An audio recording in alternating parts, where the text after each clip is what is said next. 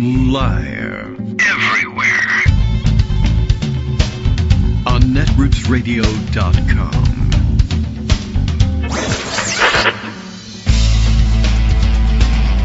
David Waldman, Kagro, in the morning. Now, here's David Waldman. Hey, good morning, everybody. How you doing? It is Tuesday, August 12th, 2025. We have, we've got to get rolling once again. And I don't know. We're not inside D.C. We're outside. So I guess we keep rolling through the federal troop takeover occupation of Washington, D.C. or whatever. I don't know how people who are downtown would describe it. Probably regular day with the occasional glimpse of some people who aren't ordinarily there running around pretending to be doing something. So I don't know how disruptive it really is. But last night, social media, at least Blue Sky, was aflame with the I guess now what will become the urban legend. One day will be the ancient tale of, I don't know. They haven't come up with a clever name for this guy yet. Sandwich thrower guy. I don't know.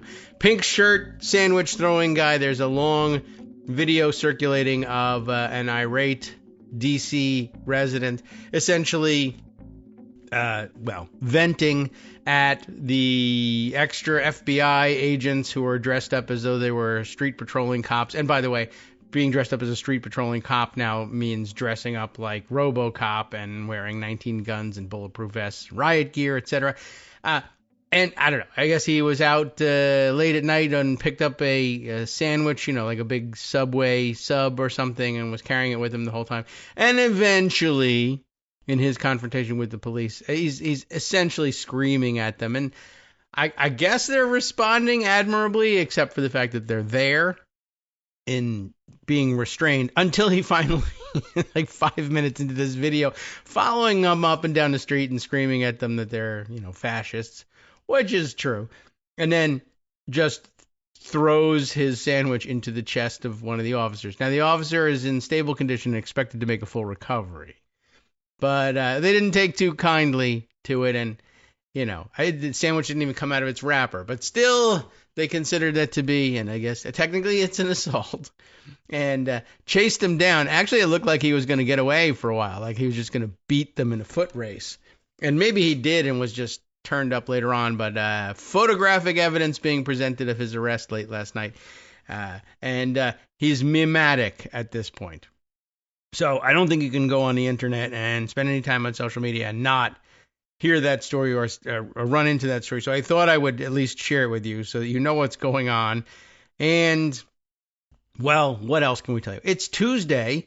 I did tell you that at the beginning. And that means, of course, it's Taco Tuesday everywhere, not just in little luncheonettes around the country. But it is, once again, Trump tariff Taco Tuesday, at least for China.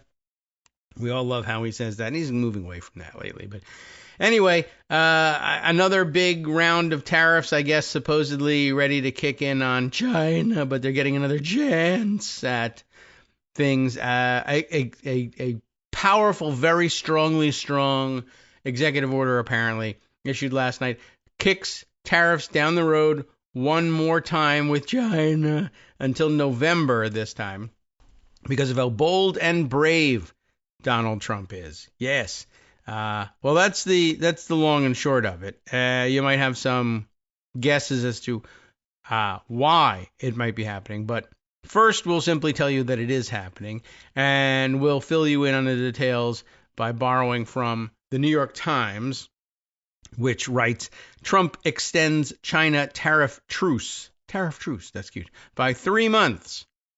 President Trump's order, I order you to do the thing which nobody is doing. I order you to continue to continue a reprieve. That's right.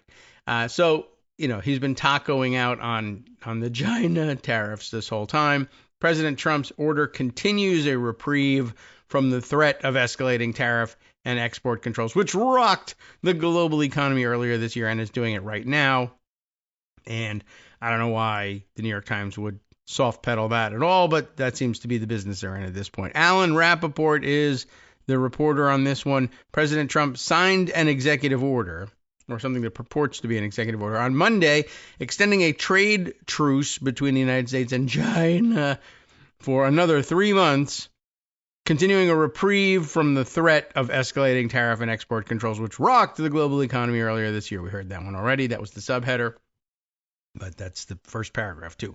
The extension until November 10th gives the countries more time to work out their differences and sets the stage for a potential summit between Mr. Trump and Xi Jinping, and that's really what he's after, I guess, here. Something showy that looks like he's doing a foreign policy thing. Well, that's set for later this year, as opposed to his meeting with Putin in Alaska, which is set for later this week. Trump suggested on Monday that there had been progress in the negotiations. They've been dealing quite nicely. The relationship is very good with President Xi and myself, Trump said at the White House. Top economic officials have been working to finalize a provisional agreement reached during meetings in Sweden last month to extend the truce, to do more work on not doing any work.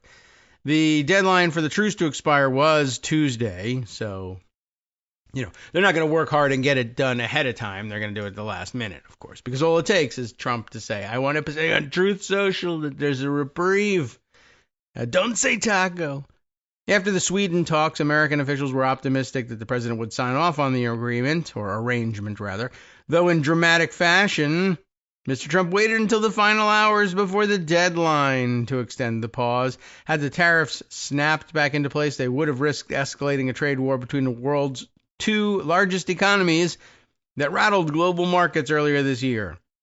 With the clock ticking, Mr. Trump on Sunday night called on China to quadruple its purchases from American soybeans. Sure, just do it. And noted that doing so would help reduce America's trade deficit with China. China is worried about its shortage of soybeans, Mr. Trump wrote on Truth Social in a message directed to Mr. Xi. Our great farmers produce the most robust soybeans. Wow. He's run out of things to say about that. All right, well, whatever.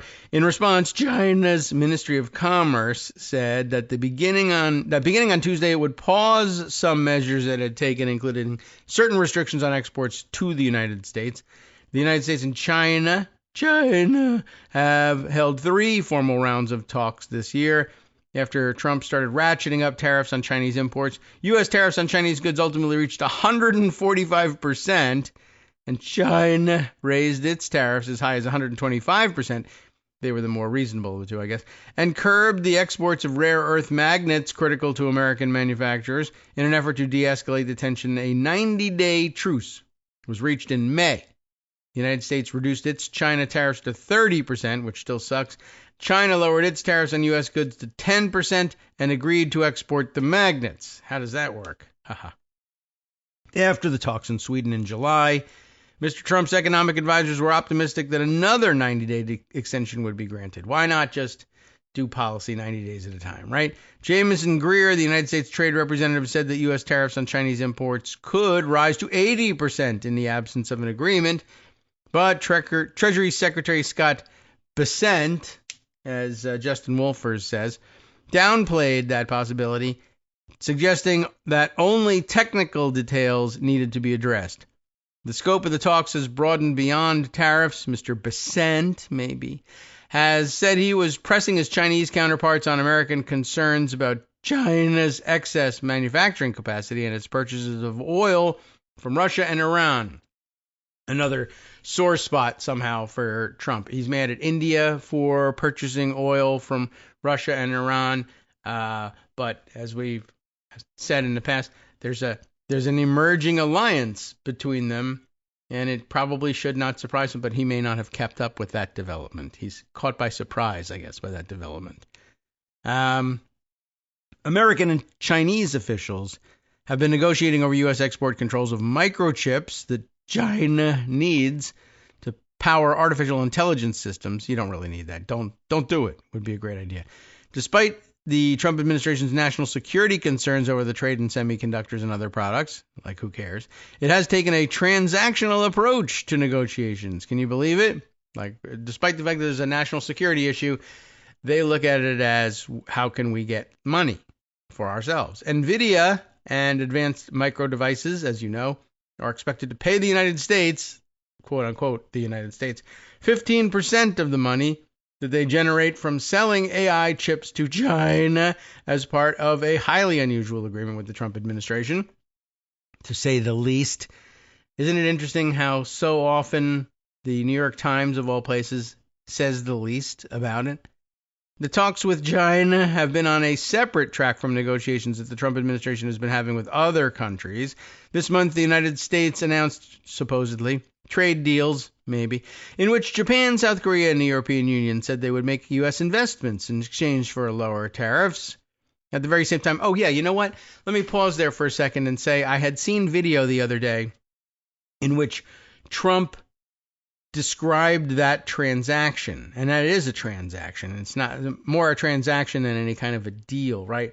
The way they just put it there, the U.S. announced trade deals in which Japan, South Korea, and the European Union said they would make U.S. investments in exchange for lower tariffs. Trump actually referred to that in one or another of the videos floating around in there, that they bought lower tariffs, that essentially the deal he gave them was your tariffs will be 30%, but you can buy it down to 15% by investing X amount of dollars in the United States. And it might be giving him too much credit to say, it's a bad idea perhaps and a poor negotiating standpoint if you're working with allies to do things this way. But basically, if he had said, well, by my reckoning, the measure that we need to be looking at is the trade deficit between our two countries, and that is not correct. That would be the wrong metric to be looking at in general. But if he chose to look at that one, and he came to the conclusion that it was $1 trillion, and he said, my goal is to somehow erase that deficit one way or another. And one of the ways, and again, I think translating the trade deficit into raw dollar payments is not only the wrong metric, but also the wrong approach to erasing something that doesn't really need to be erased. But if he were to say, I need to rack up some transactions totaling $1 trillion, and we can do it this way. I could raise $1 trillion in revenue in a way that I believe comes from you, though it doesn't, by putting $1 trillion worth of tariffs on your goods, or you could pay us $1 trillion or quote unquote invest it. And I say quote unquote invest it mostly because, one, I don't know how they believe this transaction is going to go down. And Trump's claim is, well, I get to control all the money and keep 90% of the profits from it. So that's not actually an investment by most definitions. But essentially, he's saying, I need to get $1 trillion in transactions out of this. Either I'm going to raise your tariffs to a level where you pay us $1 trillion. I don't know how long you're supposed to be able to pay this back, over 10 years, 1 year, 10 minutes. I have no idea. Or you can invest $1 trillion in the United States, or a mix of both. If your tariffs are going to be 30% and you're going to invest $500 billion, we'll knock your tariff down to 15%. I think he might actually be working that way. There's a certain internal logic to it, but it has to ignore all external logic, and it never will make sense for the way the United States accounts for its trade or its budget or budget deficits, or the way these other countries deal with us. But, okay. He put a number down, and then he divides the number in half and offers them a half and half deal. At the same time, it was just important, I think, to bring that up, that he mentioned that they had bought down their tariffs, essentially. At the same time, Mr. Trump continues to deploy tariffs as a tool to address virtually any diplomatic issue. That's a problem, too, mixing your metaphors, really. Last week, he doubled tariffs on goods from India to 50% because in part because India refused to curb purchases of Russian oil. The Trump administration has refrained from imposing such tariffs on China, which also buys Russian crude, but can beat him up. So, Vice President, One hamburger away from President J.D. Vance said on Fox News on Sunday that tariffs on China, he doesn't say that, I guess. I wonder if he'll start saying it. That wouldn't that be something? They've all started wearing blue suits with red ties, tied, so that they hang down between their knees. Maybe they'll start saying China. Anyway, he said on Fox News on Sunday that tariffs on China linked to Russian oil purchases were on the table. Too late. They're already done. But that Mr. Trump, not for China, sorry. But that Mr. Trump had yet to make a decision because of the complexity of the relationship. Or, he was busy playing golf. Washington and Beijing reached a trade agreement during Mr. Trump's first term that included commitments from China to buy billions of dollars worth of U.S. farm products. However, in case you're looking for a historical precedent here, China didn't follow through on that agreement as the COVID-19 pandemic set in and relations between the two countries frayed. And I wonder if that had anything to do with Trump in continuing to this day to insist that China had caused the COVID-19 pandemic. Does he think they released it in the hopes that that would cancel out their obligations to buy U.S. agricultural products? I don't know. Mr. Trump has maintained that he's open to meeting with Mr. Xi because he loves beautiful chocolate cake from Pervalago. But he said last week that he would only do so if the two countries reached a trade pact. But you need to meet in order to reach that. Anyway, he asked for a meeting. It's all his fault. He asked for a meeting, not me. I'm very aloof. He asked for a meeting, and I'll end up having a meeting before the end of the year, most likely, if we make a deal, Mr. Trump said of Mr. Xi on CNBC last week. If we don't make a deal, I'm not going to have a meeting. So once again, I'm sure he thinks Xi Jinping really highly values having such a meeting. And so therefore, he'll come to the table and give us a deal because then he'll win the prizes of having a meeting with me. So anyway, I hinted earlier that there was something else to keep in mind about all of these on-again, off-again tariffs.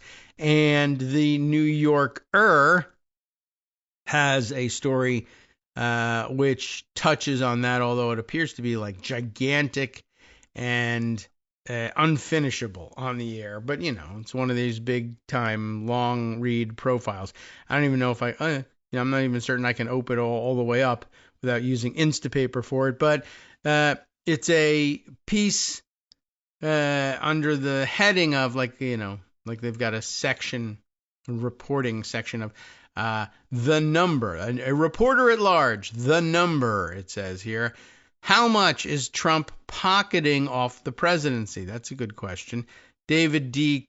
Kirkpatrick has a look at that in, again, the New Yorker. It says the New Yorker 100. Is their 100th anniversary year or something like that? It's a good question.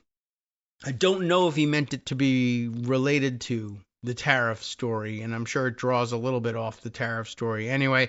But we keep pointing out that all of this taco stuff, there's the one trader who was profiting off of it and I guess was hoping to share the good luck with others by pointing out taco. Trump always chickens out and you can invest accordingly, while the rest of the market is panicking about looming tariff deadlines with major trading partners like China, and the market plummets. You can buy the dip, as the Trump boys like to say, as the stocks begin to crash, knowing that eventually Trump will always chicken out, taco, and then when he makes his reversal and the market springs back, you'll have bought low, and then you'll be holding on to stocks that are now selling high, and you can turn it around for a profit. And it would work out pretty much the same way and maybe even better. I mean, the taco theory is a good one, but there's always the risk that, there's the risk that he finds out that people are saying he always chickens out, so he doesn't chicken out and you end up holding the bag on loser stocks that only go down even further when he actually lets the tariffs kick in. But a better bet would be to be a Trump and be able to get a phone call or make a phone call to Dad and say, hey, are we really going to go through with these tariffs or not? Because if you're going to reverse it the last minute again, to save the economy or whatever, let me know, and I'll go out and, buy up some dog crap stocks for this week. And then when you taco on the tariffs, I'll turn around and make some money. Is that what's going on? Yeah, probably. Is that enormously illegal? Oh, absolutely. Will we see any action about that now or ever? Probably not. But in the meantime, as we said, David Kirkpatrick takes a crack at how much Trump is profiting off the presidency, looking at all sorts of things, not just this sort of stock manipulation scheme. The opening paragraph is visible at a press conference on January 11th, 2017. Remember this way back when? I think this is the stacks of papers in the blank papers in the Manila folders press conference. President-elect Donald Trump explained for the first time how he would handle the many conflicts of interest on his business empire, such as it was, posed for his new role. His company, the Trump Organization, collected money from all over the world for luxury condos, hotel rentals, development projects, and club memberships, and he had made deals that put his name on everything from mail-order steaks to get-rich-quick courses. Could citizens trust that he would put the common good ahead of personal profit? No. I'll just answer that for you right and very quickly. How would he be able to assure Americans that payments to his businesses weren't doubling as payoffs? He would not, is the answer. And, wow, that's very exciting. Let's see. A journalist asked Trump if he would release his tax returns. Remember this?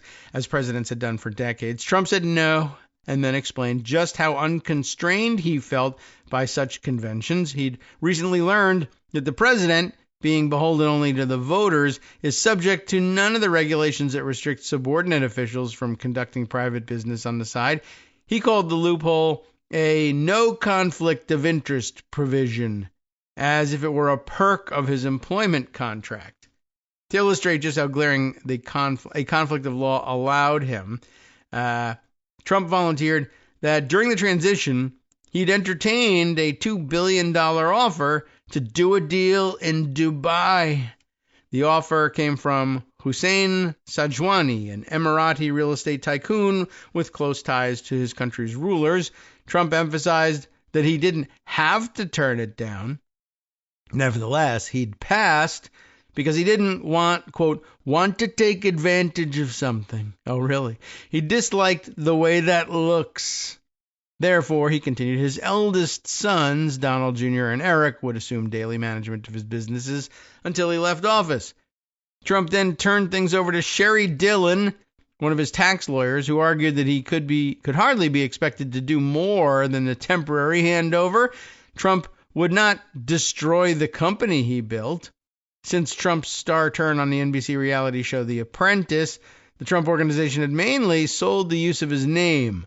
Most of its profits came from developers who flew the Trump flag over buildings that he didn't build or own, or from businesses that used his name to sell shirts, mattresses, or pizza.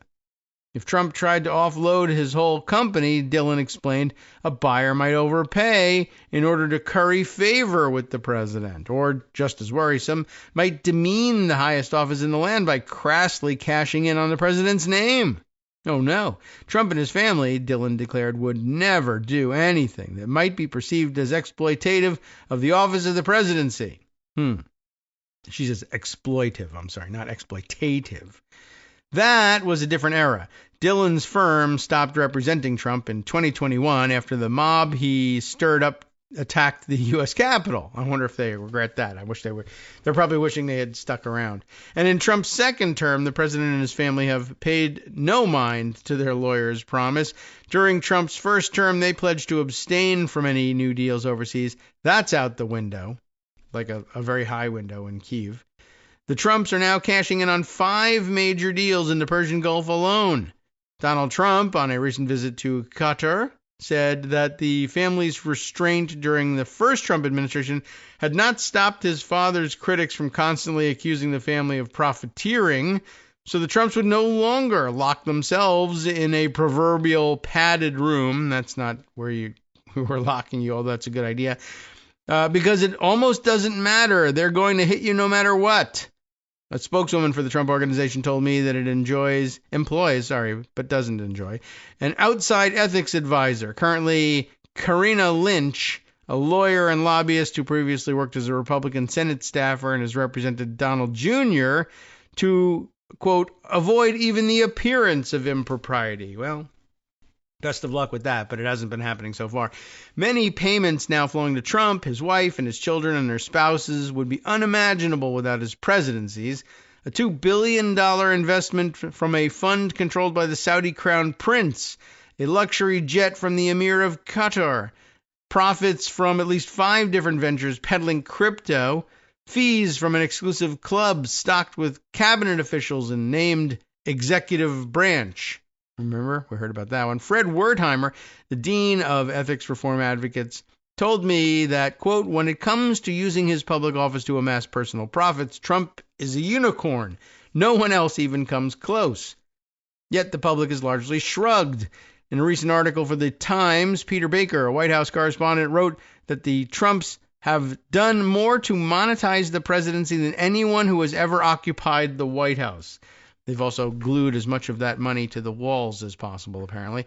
But Baker noted that the brazenness of the Trump family's money-making schemes appears to have made such transactions seem almost normal. Yeah, that's one of the big problems with it, of course. How much money does it all amount to? What's the number? Well, we won't get to that before our break, and we probably won't even get to it after our break because this thing looks to take like a good hour to read through, but I recommend that everybody take a look at it. We'll see if we can't get to a long story short point on this stuff, or pull out some good stuff anyway. How much money does it all amount to? They're guessing. What's the number? Well, in March, Forbes, known for ranking the wealth of billionaires, estimated that the Trump's net worth had more than doubled in the previous year, surpassing $5 billion. Is it really true? Is it even possible? Well, perhaps we'll read on just to get a better flavor for it before moving on to other news. Hi, everybody. It's me, David Waldman. Yes, the same guy who interrupts you all the time. Interrupting you one more time just to tell you again, another reminder that your contributions are what keep this show on the air, and Patreon.com, Patreon.com, is still among the easiest ways to make the sustaining subscription donations that keep us afloat. Are you ready for the pep talk about how our Patreon campaign is still going strong and growing? Well, too bad. Yeah, the plain fact is we actually are headed in the wrong direction, and whereas we once had about 175 monthly patrons, we're now actually down below 150. Time to recruit some more. Not exactly the kind of news I wanted to share, but there it is. For those of you in a position to support the show, Patreon.com does make it easy to make those secure, recurring monthly contributions to do so. Patreon.com/KagroX gets you straight to our donation page. We've been through a lot together.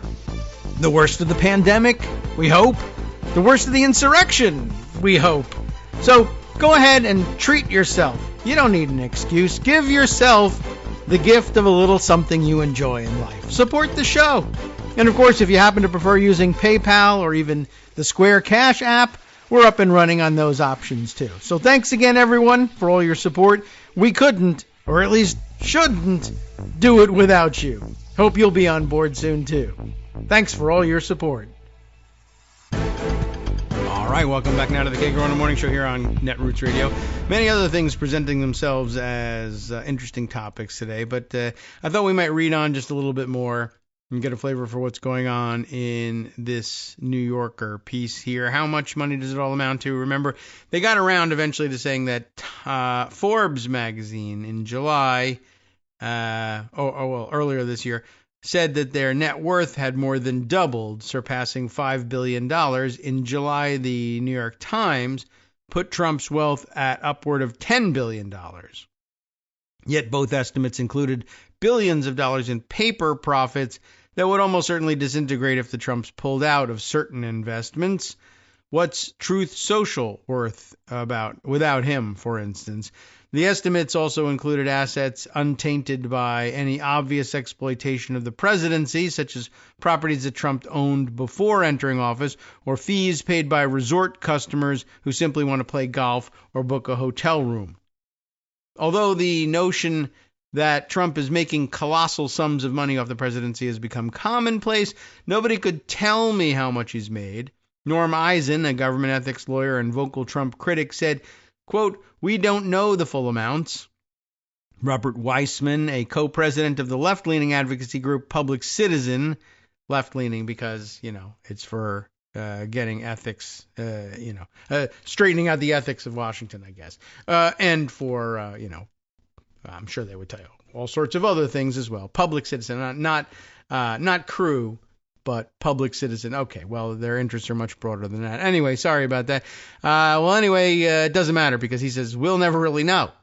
Wertheimer noted that for decades Trump had boasted constantly and in detail about how rich he was.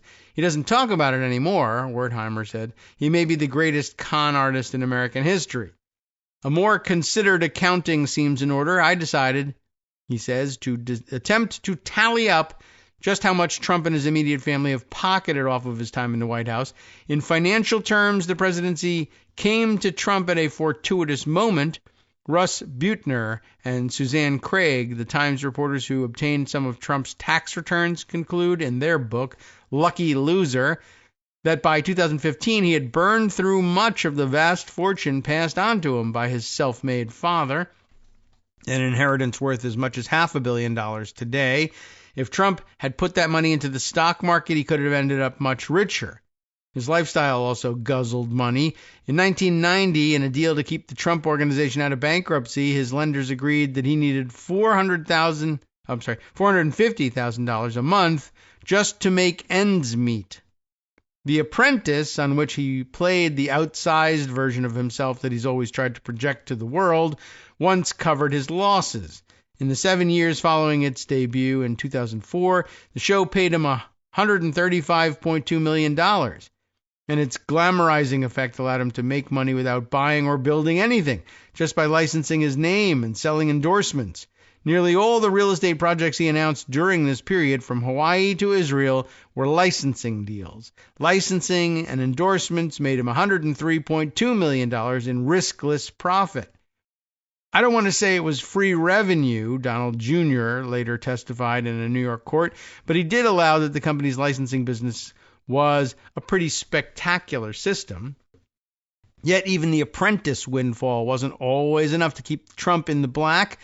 According to annual reports that the Trumps sent their lenders from 2011 to 2017, during those years, Trump brought in $259 million from television and licensing contracts, but thanks to his habit of overspending on properties, he still reported a negative cash flow of $46.8 million.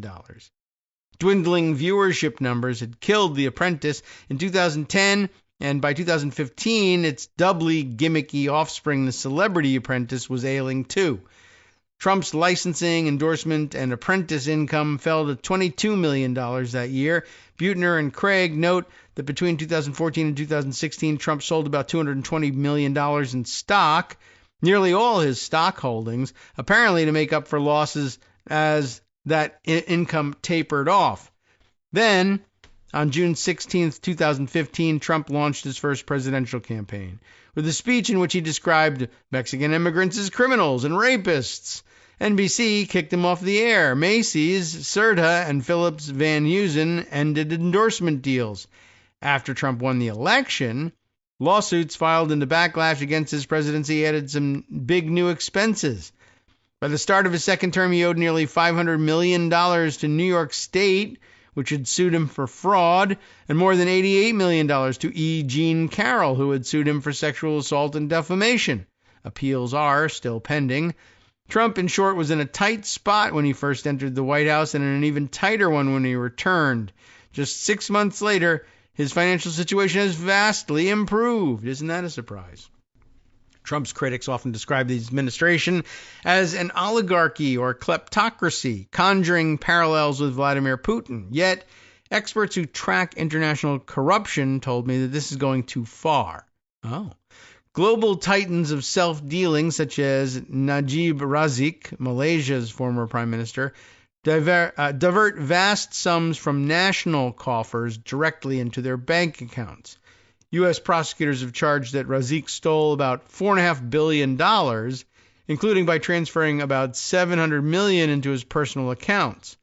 Nobody has credibly accused Trump of simply embezzling payments to the IRS. He has a much more clever way of doing it. The payments go into the IRS and, banked by the Treasury, and then, of course, parceled out as budget for things like Secret Service. And the Secret Service has to rent rooms every time he travels, and they have to rent their rooms at his hotels in order to do it, and rent golf carts from him, and pay for food, and all of that gets pocketed. And that's actually probably relatively low dollar. But, of course, things have exploded on other fronts, too, like free airplanes from Middle Eastern dictatorships. But anyway, Gary Coleman, the executive director of the U.S. branch of the corruption watchdog Transparency International, cautioned against making stuff up just because everything is believable. Oh, all right. I mean, we caution against it, but it's probably right anyway. Critics of Trump's oligarchy invariably point to his relationship with Elon Musk. Musk contributed more than $290 million to back Trump and other Republicans in 2024. Trump then gave him an administration role with seemingly extra legal power to reorder federal agencies. All the while, Musk's businesses, Tesla, SpaceX, and Starlink, were profiting from government contracts or subsidies. In March, the president performed in what was effectively a television commercial on the White House lawn. Trump, after announcing that he would purchase a red Tesla parked there, declared, "It's a great product, as good as it gets." All that may be unseemly, yet every American political campaign relies on private donations. All modern presidents have sold access for campaign money, and all have rewarded donors with political appointments, especially ambassadorships. More important, well, it was a different role than ambassador, I will say that. More important, allegedly, campaign finance laws restrict how Trump can use his political war chest, if they, enforce them or whatever. Since re-entering the White House, Trump has raised a record-breaking sum of $600 million for his political operation. He can tap into that reserve to attack congressional enemies, and he can direct it toward other campaigns. Donald Jr. has contemplated a presidential run, for instance, yet the money generally can't bankroll personal expenses. In the campaign money game, Trump plays at an Olympian level, but he hasn't changed the rules. Personal self-enrichment is where Trump is a true innovator, and his winnings in that category are also harder to quantify. On his tax returns, Trump has aggressively minimized the value of his assets and maximized the extent of his losses. On loan applications, he's done the opposite, puffing up his wealth to borrow as much as possible. And on the financial disclosure forms he's been required to file as a candidate or as president, he usually provides only a business's gross revenue, not its bottom line, thus reporting tens of millions of dollars in income from hotels that are actually losing money. Bruce Dubinsky, a forensic accountant who testified in the fraud trial of Bernie Madoff and investigated the collapse of Lehman Brothers as part of its bankruptcy, closely followed Trump's New York fraud trial.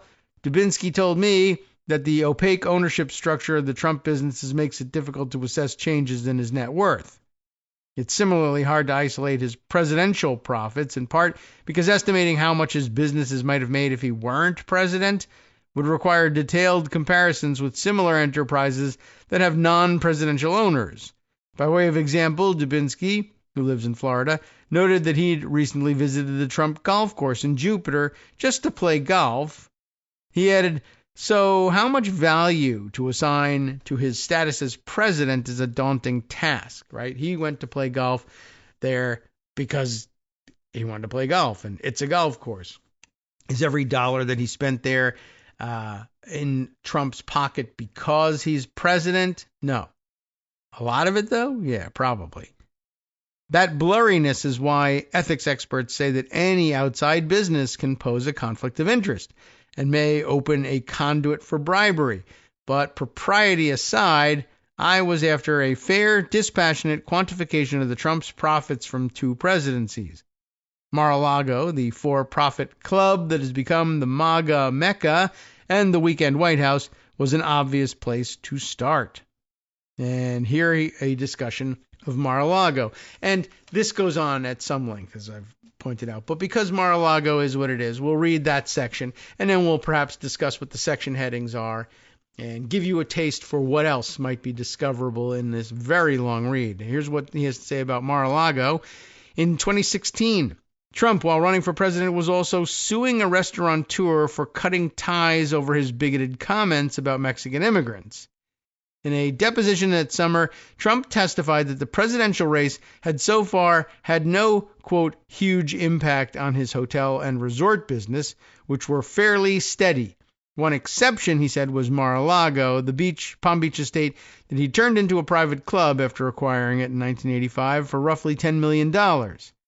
As though surprised by a happy accident, Trump testified that according to the club's manager, the campaign had given Mar-a-Lago the best year we've ever had. What a surprise.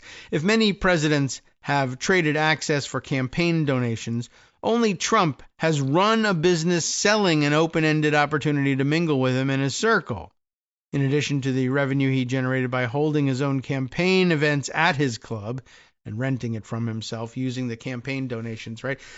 There was that mention that campaign donations are quasi untouchable for personal expenses, but if you convert them into personal money by holding campaign events at a venue you own, and even if you pay market value for it, which who knows what it is, and it's hard to say when it becomes an inflated price, but you jack the price up, pay yourself out of the campaign for renting space from yourself that you own, and voila, now those donors' dollars are your dollars to do with anything you like. So, by holding events at his own club, he has profited from other candidates, conservative groups, and influence seekers rushing to hold events there too. The club says that it limits membership to 500 people. Each reportedly pays an annual fee of about $20,000. I think it's more than that.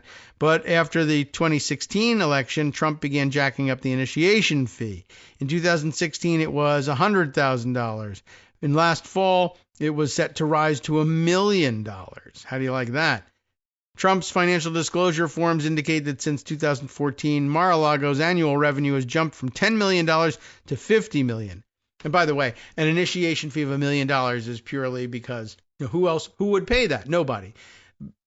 They'd only do it in the hopes that, well, I'm not, if membership really is limited, I'm one of 500 people who can pretty much gain personal access to the President of the United States reliably every weekend if I want to, whenever he's there. Trump's financial disclosure forms indicate that since 2014, Mar-a-Lago's annual revenue jumped from $10 million to $50 million. At the same time, Forbes reported operating costs have been stable, ranging from $12 to $16 million a year. Adding it all up, I calculated that the Trump's presidencies have brought him at least $125 million in extra profits from Mar-a-Lago alone. So again, now the numbers come in. Estimated gain, $125 million.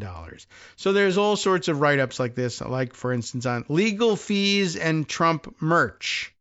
Right? Although candidates cannot pocket campaign contributions, no president has ever tried as hard as Trump to siphon off at least some of that money.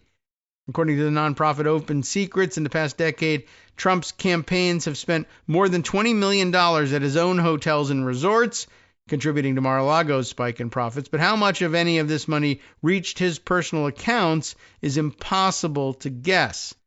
It goes on to describe the situation and then, in fact, make an estimated guess.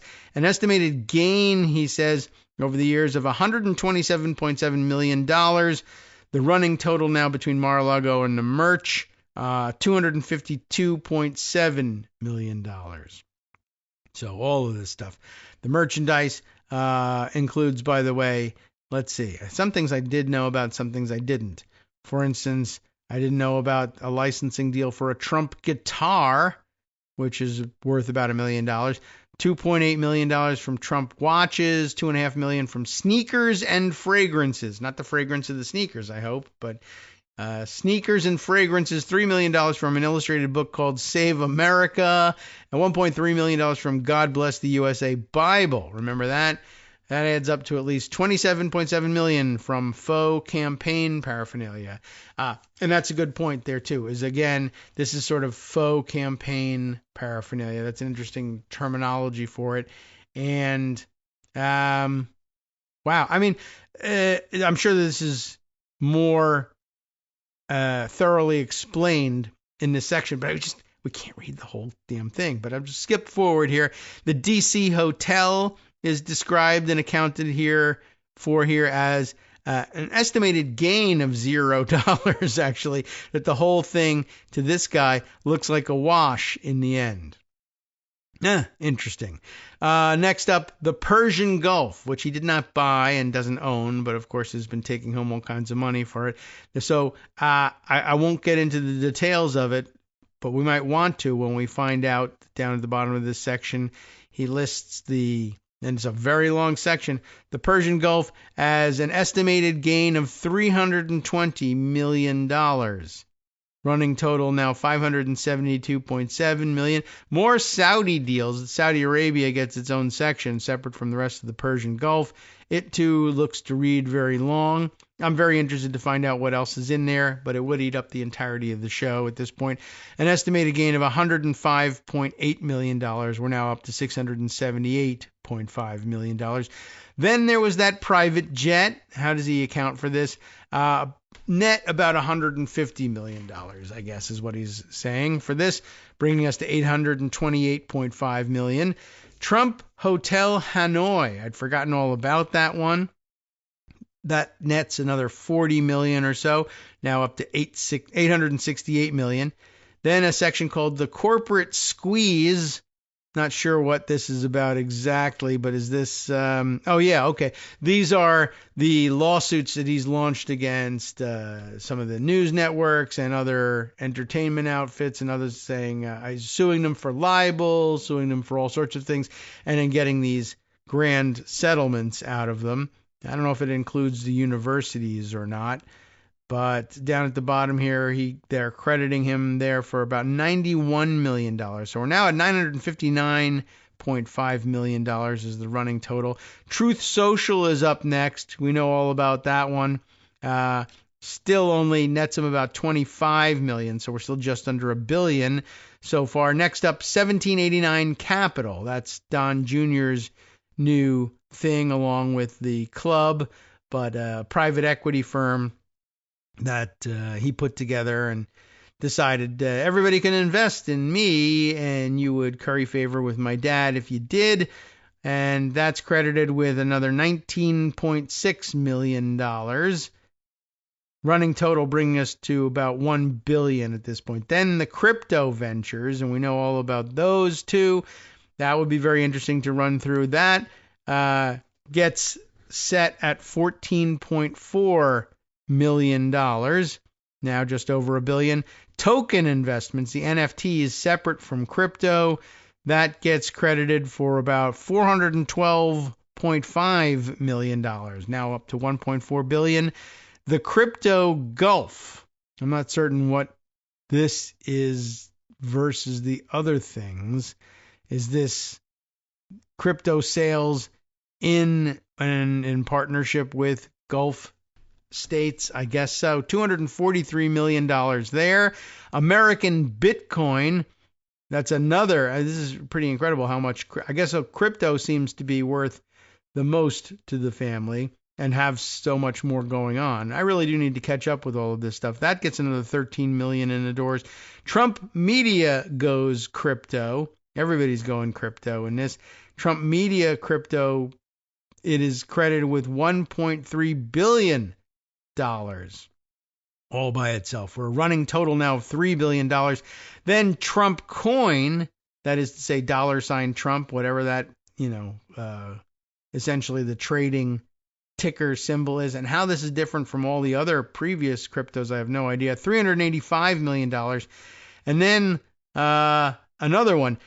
This one I think is supposed to be, this one I would have put in with the crypto thing, but it gets its own separate entry. Dinner and dessert. Interesting. This is the big party that he held at the golf club out here to get people to join into one or another of the crypto schemes, right? And the 200 people who bought the most Trump coin got to go to dinner and dessert with him. But I guess that venture alone brought in some, let's see. That doesn't get its own total. I see. It's just the topper of all of it, I guess, and talking about, I'm sort of interested in that. This is the end of the article. We've skipped an enormous amount of verbiage, but perhaps we'll round out this segment with the discussion from dinner and dessert and see what this is all about here. During the dinner, and you remember all about it, now, by the way, we go into this with a running total of $3.4 billion added to the Trump family wealth during his presidencies. So during this dinner, our author says, I stood outside the Trump National Golf Club in Sterling, Virginia, trying to glimpse one of the buyers, hoping to whisper in the president's ear. Dozens of protesters held banners reading Stop Trump's Crypto Corruption and America is Not for Sale. Senator Jeff Merkley, Oregon Democrat, who has introduced a bill that would bar senior officials in the government from selling meme coins or stable coins, addressed the crowd, calling the dinner the Mount Everest of corruption. To my surprise, most attendees weren't shy about showing their faces. Many got out of rideshare cars and walked right past the protesters. A few took photographs of the demonstration, as though the outrage were part of the fun. Many were shaggy-haired men under 40, scruffy-looking even in tuxedos. Quite a few had already bragged online about the dinner. Lamar Odom, former NBA basketball player and Khloe Kardashian's ex-husband, I guess, okay, evidently borrowed enough Trump coin to attend so that he could plug sales of his own meme coin, $Odom, which, of course, as Trump with the dollar sign in front of it looks like Strump, and that has all sorts of weird connotations like strumpet, etc. But what do you think Odom's coin looks like? It looks like Sodom. So you tell me what's happening here. Nicholas Pinto, an entrepreneur and a TikTok influencer, pulled up to the event in a red Lamborghini. Another guest arrived wearing a mask of a pixelated ant, but his crypto company's X account posted videos of him in the mask, so his getup was more of a publicity stunt than an attempt at a disguise. After the event, the Times published a roster of more than 50 attendees. Several said they'd wanted to influence Trump, hoping that he would keep backing crypto. But most seemed intent mainly on promoting themselves. They were untroubled that a president who was so blatantly selling access for personal profit. The crypto trader Brian Ng told the Times, everyone is out for themselves, but at least Trump is out in the open. Okay. Anyone who'd bought Trump coin hoping to buttonhole Trump left disappointed. From outside the gates, I heard Marine 1 whirring as it landed around 7 p.m. It took off half an hour later. The guests documented the intervening minutes in videos, which they posted online. Trump, standing at a podium, bearing the presidential seal, rambled for about 25 minutes, calling his guests, quote, some of the smartest minds anywhere. He noted that a lot of people had begun to believe in the whole crypto thing, adding, who knows? A real stable genius, this guy. A lot of people are talking about it. Who knows? I don't understand it. It's just as long as you pay me. Justin's son had bought nearly $20 million in Trump coin before the dinner, making him the biggest holder. In July, he announced that he would buy an additional $100 million in Trump coin. For the distinction of holding the most Trump coin, the president gave son a Trump-branded watch that one of his online stores sells for $100,000. At one point, Son took the podium and thanked Trump for everything he'd done for our industry. Before Trump's re-election, Son had worried about being arrested if he entered the country. Giggling, he said that if a guy like him could now come to the U.S., everybody's going to come here. Well, actually, nobody is. By the time I finished adding up the Trump family profits, I was almost inured to it all. To address conflicts of interest among elected officials, U.S. laws generally require only disclosure, allowing voters to judge if any self-dealing is happening for themselves. Nobody can say that Trump has failed to disclose his recent money-making. He might as well have shouted about Trump coin from the White House roof. And I don't know whether he wrote this before he actually climbed up onto the White House roof or not. That's a good question. And only his fans have been shelling out for Trump coin or Trump sneakers or sending $50 campaign donations that get diverted to pay his legal fees. His critics have always called MAGA a movement of suckers. Yet there was a reason that Trump, through his lawyer, promised in 2017 that his family would shun anything that might be perceived as exploitive of the office of the presidency. Even if nobody at his meme coin dinner received official favors, Trump was selling off slivers of the public attention that comes with his office and diminishing the presidency in the process. The advocacy group Citizens for Responsibility and Ethics in Washington has tried to track Trump's money making. Noah Bookbinder, its president, told me, when you're talking about making billions in cryptocurrency, people's eyes glaze over. But he said he still believed that the American people ultimately don't like people using public office to enrich themselves. It's like a president turning a national park into a summer home, and in this case, maybe building a skyscraper there. I suspected that my estimation of the family's profiteering from the presidency would disappoint the haters who saw Trump as a Putin-level kleptocrat, yet some $3.5 billion in presidential profits, even though my accounting is necessarily approximate, is a dizzying sum. I shared my tally with Gary Kalman of the Transparency International Group. He said that Trump's profiteering resembles that of an Arab monarch. He treats his public office as personal property. We've certainly said that. As an asset that is his to exploit as if he owned it. Kalman said one of the differences between a monarchy and a democracy is that the president should not start to view the presidency as his personal fiefdom. Fiefdom? Never really did nail that one down. Anyway, selling increasingly vaporous goods for ever more profit, as Trump has done since his apprentice makeover, inevitably raises questions about what buyers are really getting for their money. Counting it all, I was struck by the frantic, almost desperate pace of the Trump family's efforts, as though they're afraid to miss any opportunity. The family isn't just passively accepting the Saudi private equity investments, the Persian Gulf licensing deals, and Justin Sun's millions for digital tokens. They've sought these payments eagerly and at a speed suggesting that they badly want or need the money. The family's thirst for cash makes questions about conflicts of interest all the more pressing. Certainly true. Did Trump strike tacit deals with Justin Sun or CZ or with the media companies that are paying him big settlements? Or with Gulf monarchs? Will Qatar's airplane gift protect it from another blockade? Did the UAE's $2 billion stablecoin purchase give it access to sensitive American technology? Did payments from the Arab monarchs incline Trump toward airstrikes against Iran? Quid pro quos are exceedingly difficult to prove, but Wertheimer, the government ethics reformer, said of Trump, the way he pursues every possible avenue he can think of for money gives people who provide that money a clear sense that they are going to get something in return. All right, welcome back now to the Kagro in the Morning Show here on Ed Roots Radio. We were a little bit late in coming back. Just a 1 minute stop here. I got to call it off at this point. We're almost at the end, and there's another paragraph or two, but I thought that we ended with some strong points, not only reiterating how much is wrong with this whole idea of Trump profiting off the presidency this openly, but you were meant to get a jolt in the middle of that paragraph over, I guess, the piece that got kind of buried in the middle. It's not at the end, it's not the climactic piece, but the idea: did the payments from Arab monarchs incline Trump toward airstrikes against Iran? Yeah, that's a good question. Probably the case. I mean, probably something he came into office thinking about anyway, but he didn't pull the trigger during the first administration. Why now? It's a good question. And as I was skimming it over, I just wanted to read this one bit. I mean, this is sort of anticlimactic because it's much more small bore than, actually dropping bombs on other countries for money. But I don't know.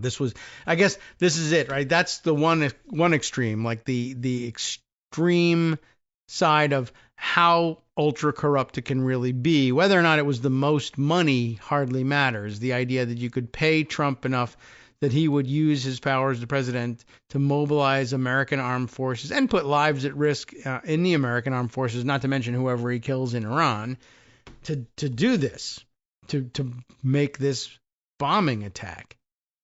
It just, all it costs you is money. You can actually do it. We can run the United States if we have enough money.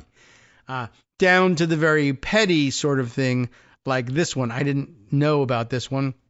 In June, Donald Jr. and Eric celebrated the 10th anniversary of their father's first presidential run by announcing yet another licensing deal.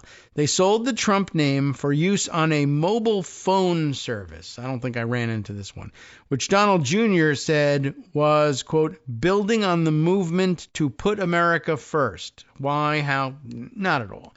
It's just a phone business, but that's the sort of thing you say at the launch of a Trump phone business. Dial 888-TRUMP-45 to sign up. And how much does it cost to have Trump phone service per month?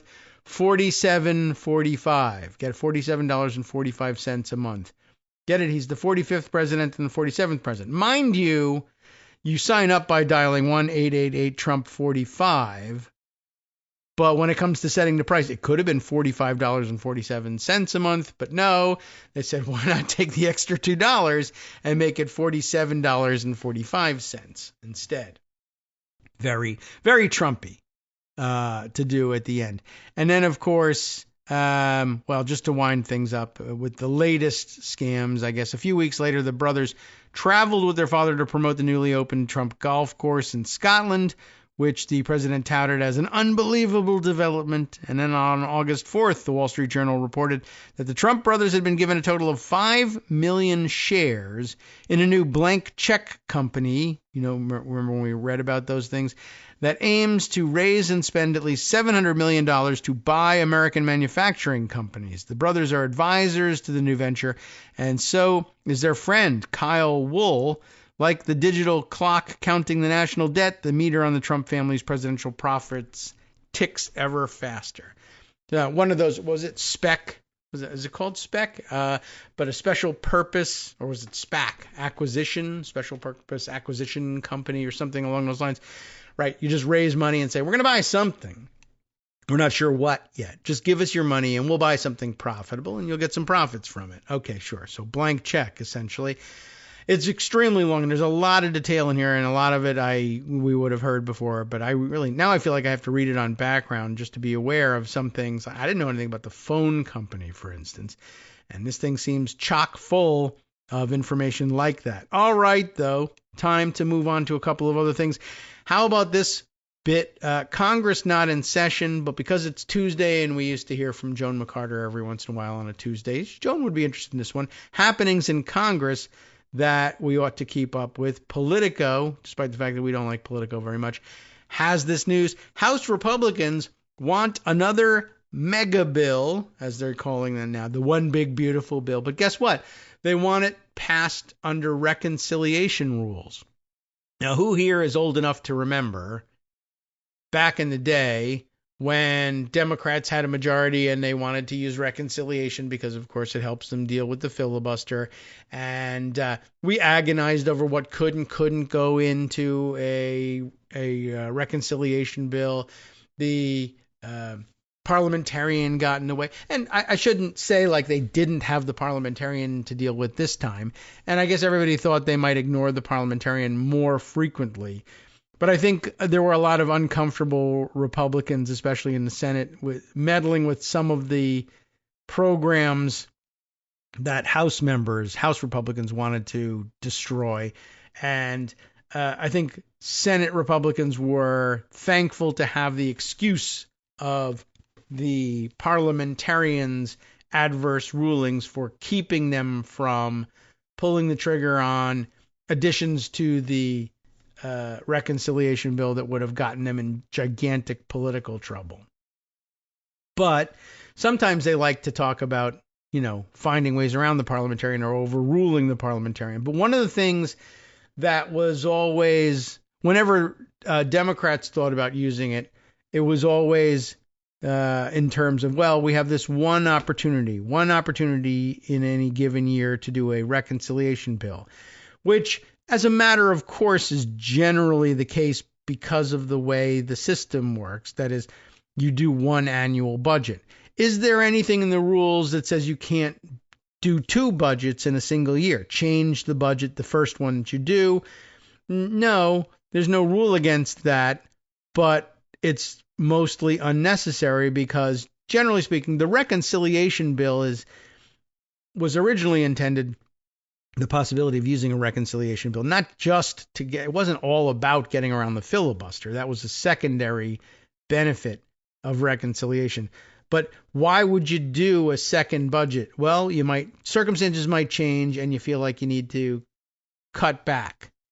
Okay, sure. But that's what reconciliation very often is. You pass in the budget resolution instructions to the various committees, authorizing committees, and tell them, we're giving you a chance to revise the budget after the fact in order to reconcile it with our other fiscal goals. We need to find some savings out there, and you're hereby authorized and in fact instructed to find X dollars in savings, and we'll package it together in a reconciliation bill. But the idea of revisiting the budget for a second pass, particularly with savings in mind, that's what reconciliation is. So there would really never be a reason to do a second budget resolution in the same year. But likewise, people came to believe that, like the budget, reconciliation was a once-a-year affair. And it really was, mostly because reconciliation bills are a tremendous pain in the ass, and they're controversial. And by the time you get around to passing one, it's time to start working on the next year's budget again anyway. And with an annual budgeting process, there's a little opportunity, little reason, and little incentive to do any more than one budget resolution in a year and any more than one reconciliation bill in a year. And they only sometimes do reconciliation. They don't always do it. But occasionally it's happened, and then people have come to realize the benefit secondarily of it being able to bypass the filibuster. And people have floated the idea of, well, we didn't get it in the first reconciliation bill, or we didn't realize that it was, necessary until after the reconciliation bill passed. But what if this other thing that we want to do that Republicans say they're going to stand in the way of, we did as a reconciliation bill? And then, of course, you're reminding them, well, listen, you can't just declare bills to be reconciliation bills in order to avoid the filibuster. There are rules about when you are and are not authorized to bring a reconciliation bill to the floor. There has to be instructions in the budget resolution ahead of time. You got to plan ahead of time to do this thing. On the other hand, there was also the argument that, well, the reconciliation instructions in a budget resolution don't say how many reconciliation bills there have to be. It only says who's being instructed, which committees are being instructed to do what, and how much savings they're being instructed to find. And you're not authorized to have other committees other than those named and charged with finding savings to meet. And you can't do certain things under reconciliation ever, and you can't just make up your mind to say, well, these are the instructions, but we're going to imagine they said something different. You're not supposed to be able to do that. But it doesn't say that it all has to be done in one bill. It could be split up into two bills, or you could take a second pass at things too. It doesn't anywhere. There's no rule, I don't think, that says once budget resolution instructions are used to authorize any reconciliation bill, no further reconciliation bills are permitted.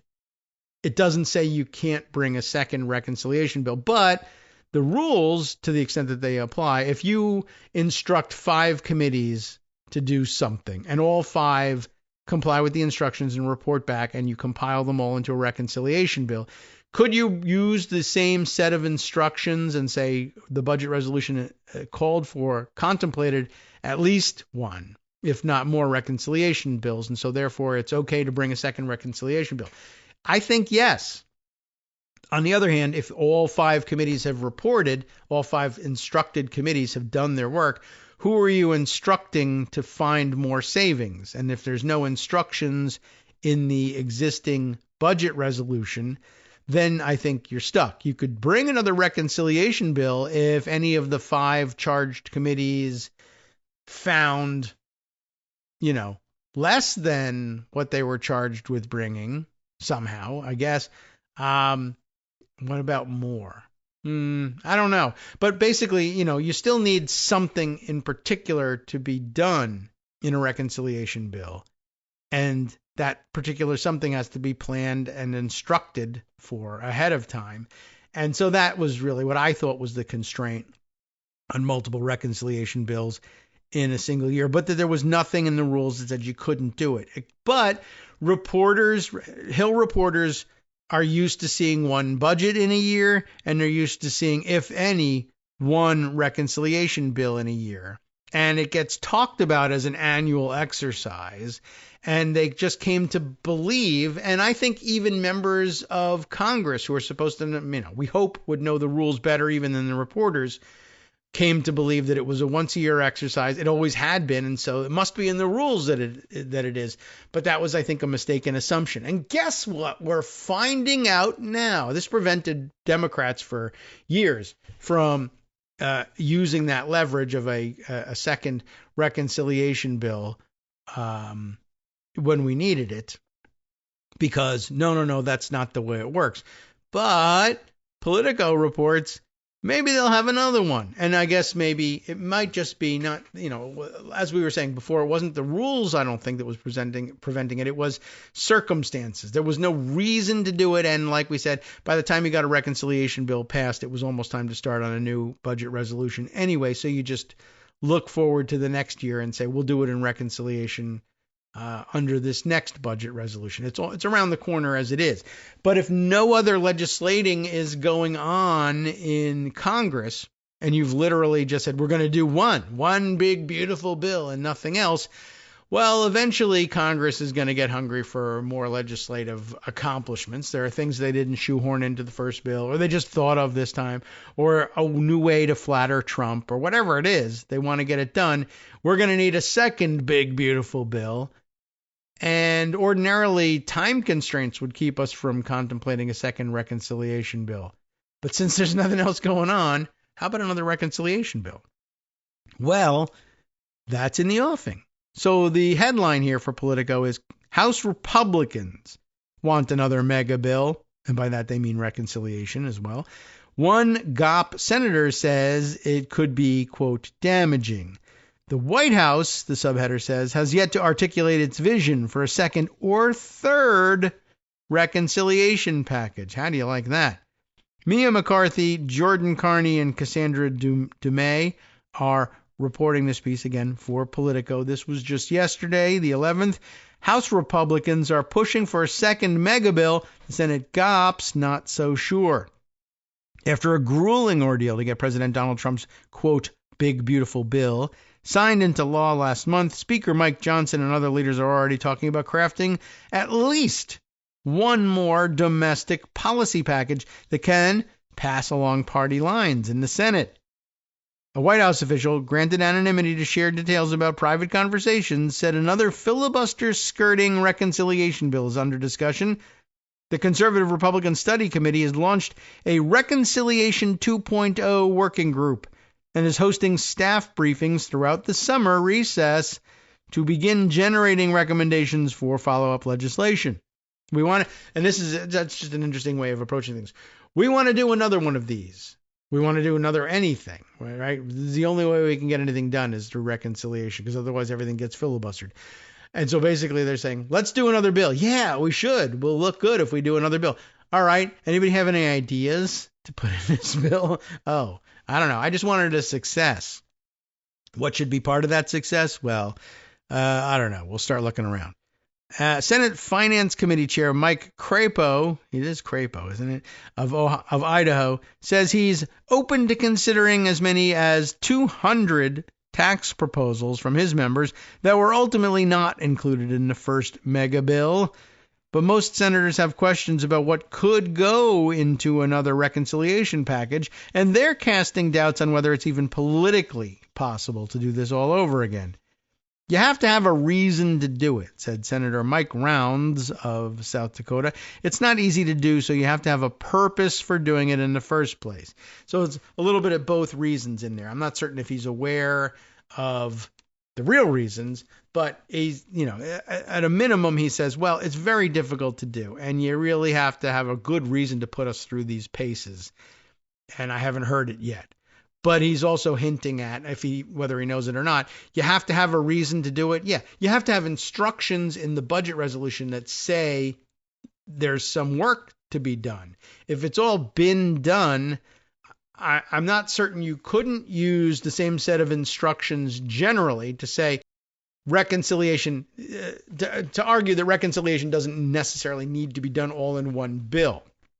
That's true, but if there are no existing instructions out there for authorizing committees left to work with, I don't know what you think you're going to do in this second reconciliation bill. That unifying purpose for Republicans the first time around was a desire to deliver Trump a major legislative victory early in his second term and prevent a tax hike that they feared would weaken the economy.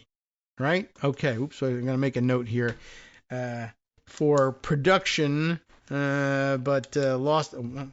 Once again, the floating pencil is gone. So we'll see what we can do here. All right, got it. Found a writing implement.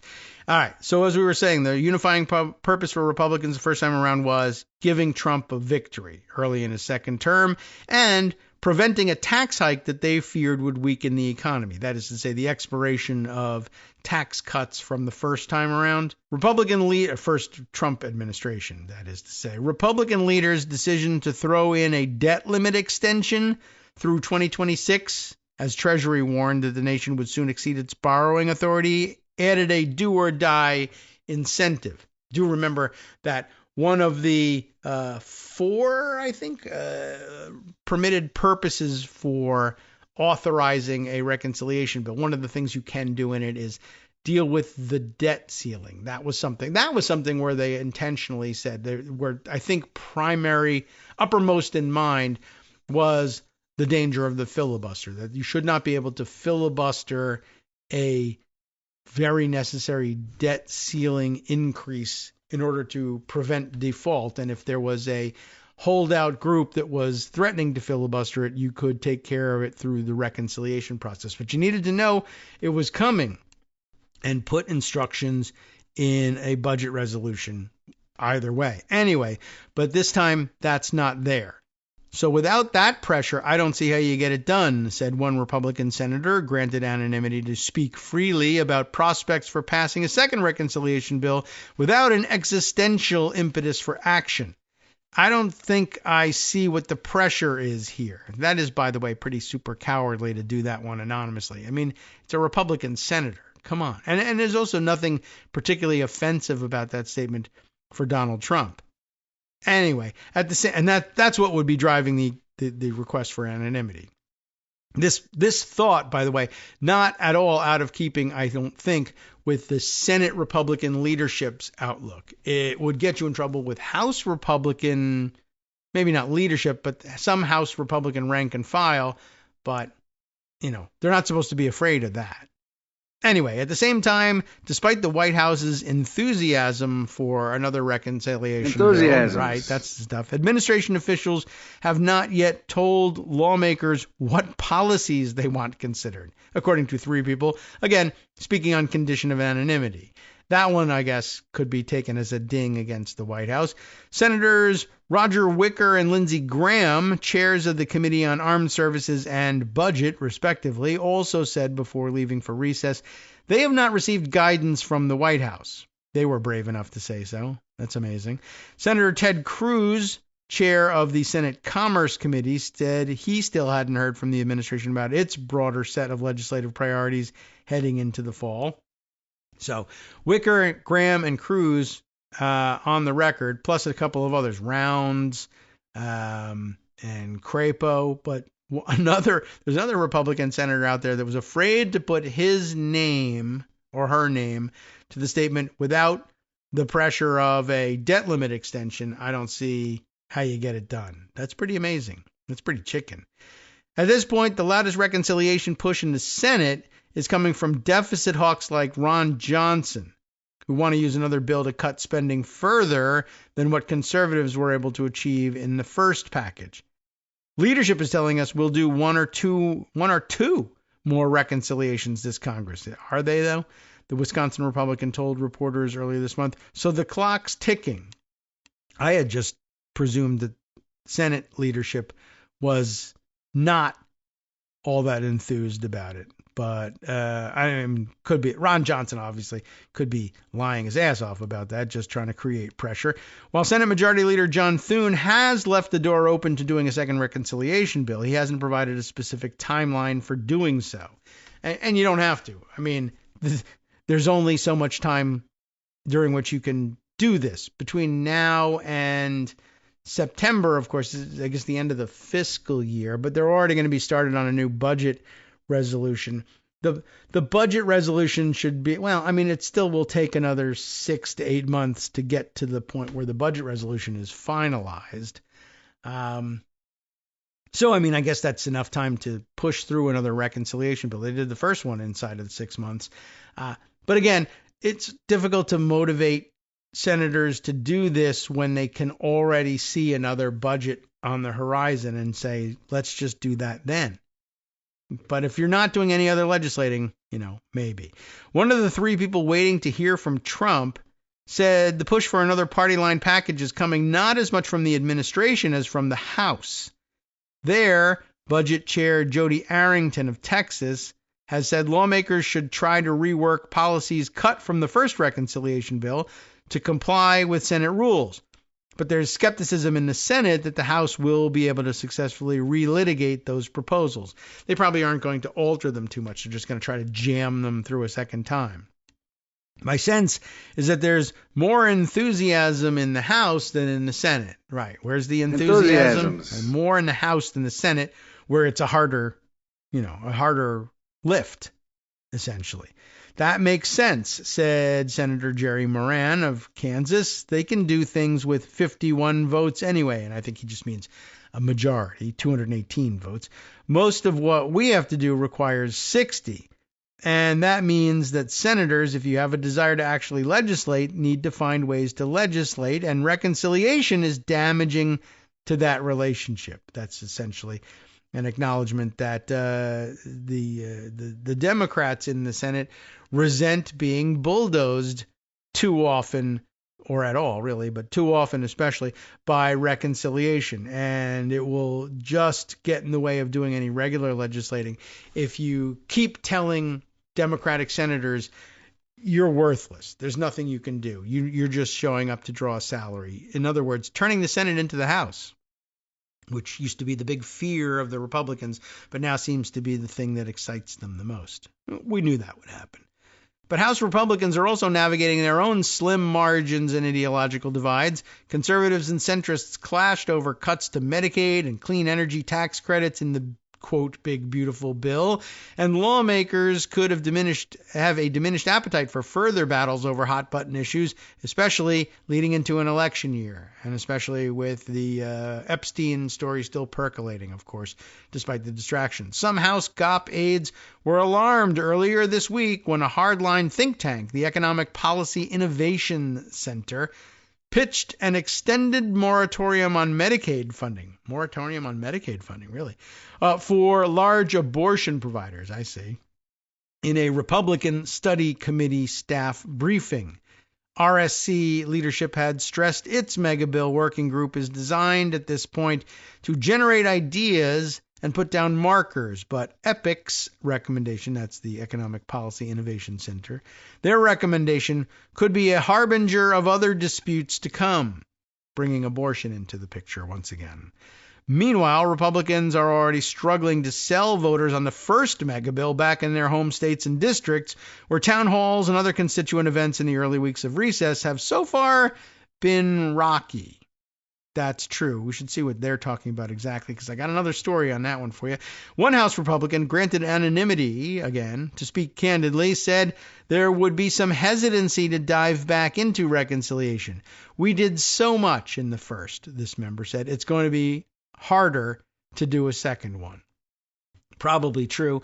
This link, by the way, is to another story about the angry backlash at Republican town halls. It is illustrated with a photo from Mike Flood's town hall, which we heard all about and made major news. Is there discussion about anybody else having a similar problem? I'm not sure. I'm going to sort of scan. let's see. Some Republicans say they plan to shy away from these things, and they have a couple of quotes from people who are doing that. But before we get to the break, and we're only about 30 seconds away, I happened to see just this morning, and this makes a good addition here, a Blue Sky post that, where is it? I got to open it up. But somebody else went, and another Republican went and had a town hall style meeting. And guess what? Republican gets booed in furious town hall train wreck, it says here in the Daily Beast, which means I won't be able to read it unless I put it into paper. But Republican gets booed, and then I guess colon and a quote, and then you get the F you. That's more than booing. All right. Who was it this time? Representative Doug LaMalfa of California, who had a tough time selling Donald Trump's domestic agenda to voters back home. Exactly what was just mentioned in the Politico article. Okay, Jenna Brancolini, we'll see if I can't get past your paywall and see if there's anything fun in this. Sup fam, it's your boy Darwin, aka Darwin_Darko, aka the most reasonable man in America, aka KITM's senior black correspondent. You might remember me from such recordings as Spacemen vs. Space Cadets and We Need to Talk About Joe Biden. Today, I want to bring you good news about that thing you've been struggling with. Do you suffer from giving too much of a damn?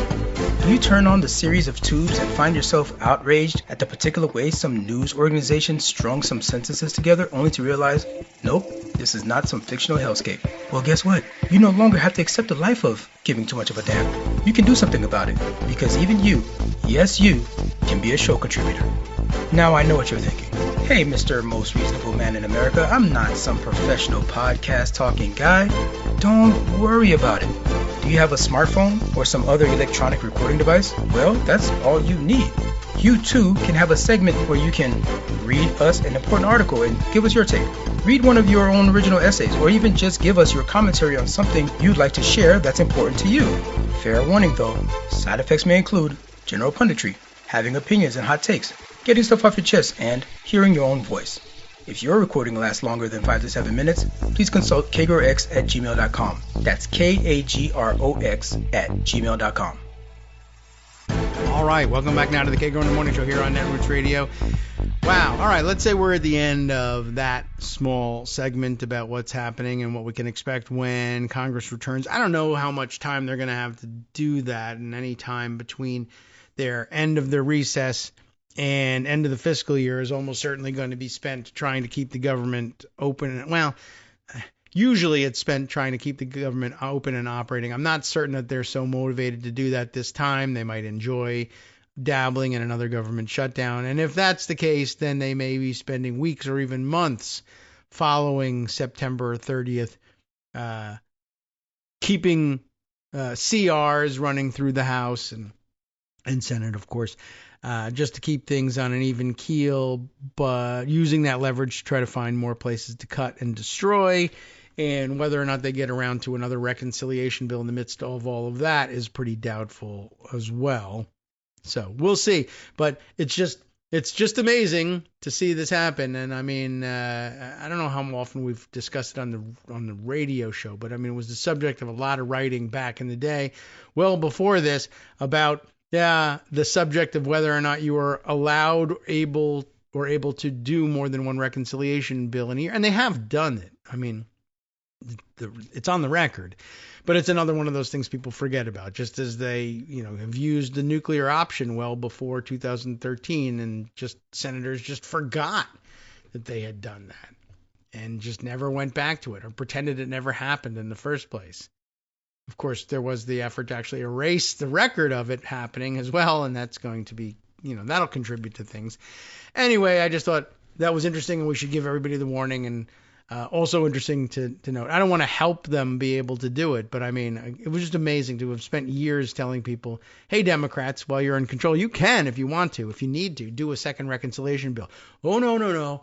The rules say everybody knows it's just one a year. No, that's just the custom. You really need to be able to distinguish between customs and rules. That's going to end up getting exploited in a way that's going to, really do some damage to you if you're unwilling to see the difference and use it, or at least see the difference and prepare people's minds for the possibility that could happen later on. Convince them of your virtue for not doing it twice. if that's what you want to do. And that'll cut down on the possibility that somebody will exploit the opportunity to do it for bad reasons later on. You can make it look that much more serious and damaging if they start threatening to do a second one. But nope, never did it. All right. Let's see. By the way, I thought of some interest today. Lots of discussion today as well about the nature of the DC takeover patrols and the work that the White House and in particular like Stephen Miller and lunatic psychopaths like him and others, it's a real interesting display of Republican fear that they're putting on in justifying this and insisting that DC is a crime-ridden hellhole when everybody knows that it's not.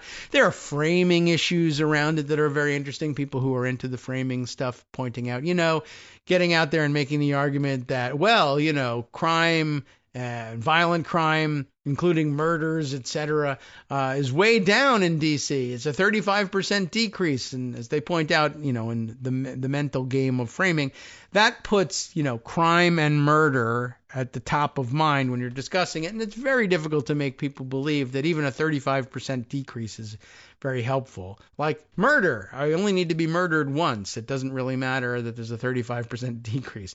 I don't want to hear about murder. That's the problem. And they have a great point there. This is not a framing exercise, but it's a good one. And they do, in fact, make suggestions about how you talk about crime and how you bring up the subject to discuss it in a way to take advantage of that information, the actual reality of things. But the reality of things has nothing to do with the way Republicans are arguing about it. They're all insisting, I went to D.C. once and I saw a homeless person. So there you go. And, of course, others pointing out that the TV president is doing this largely because, the CNN gets a hold of footage of someone committing a crime on a convenience store surveillance camera, and they just play the same footage over and over and over. And to Donald Trump, that means there's hundreds of such crimes happening, when in fact it was one. And really, what happened here? Somebody broke a window and stole Twinkies? Is that it's not good, but it's not, Mad Max. That's what they're making it out to be. But now it's all being bolstered by weird anecdotes of Republicans who have always been afraid of going to cities in general. Nobody goes there anymore. I'm afraid you'll get murdered if you go there. And now they're telling these stories about Washington, D.C., which is a very slow-paced and sleepy city compared to, like, say, New York City or some other metropolitan centers. And they're saying all sorts of crazy things. Stephen Miller just outright, batshit about this stuff. Pardon me, everybody, but we're allowed to do that now. But just going on television and saying, oh, it's worse. It's horrible. The crime rates are through the roof. People are getting murdered left and right. Nobody can survive D.C. It's like a nuclear strike every day. Everyone's murdered multiple times a day. You're resurrected and murdered all over again. It's to no effect. It's spitting in God's eye, in fact. He's gone through the trouble of resurrecting every murdered D.C. resident, only to see them murdered 2 and 3 more times in a single day. He's really gone over the top. But I just happened to see on social media this morning, I don't know who this is, Will Chamberlain, not Wilt, but Will Chamberlain, and I guess this is taken from over on Twitter, and everybody's having a good laugh at his expense today. Another one of those Republicans who fear going to cities, and that's really it. As somebody was saying, this is what's at the core of Republicans' policies here is that, as they put it here, who said this? M, although I don't know who M is. M is kept simple. All one word there. Kept simple at Blue Sky, who says, in taking Will Chamberlain's quote here, he's the first one that I saw carrying it over from Twitter. The quote being from Will Chamberlain, I brought my family to D.C. for the Cherry Blossom Festival. And that would have been back in March or April, I think, these days. And it is now August. But this is stuck in his mind. Why? I brought my family to D.C. for the Cherry Blossom Festival. The first thing I saw when I exited the L'Enfant Plaza Metro was a gang of youths, driving ATVs down the street, one of whom was doing a wheelie. The crime wheelie. Okay.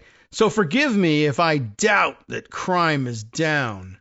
Like, I don't know what you're afraid of here, guy. And people are just, dunking on him left and right. Let's see. We got Kept Simple saying, bragging about being a giant pussy. And since we're allowed to say that now, too, because the president, bragging about that, is integral to the conservative mindset. That's essentially it. It's absolutely true. Big part of the conservative mindset is, I'm afraid of cities. I'll bring guns with me. I'll shoot myself in the leg in my hotel room, cleaning it because I'm so fearful of the crime.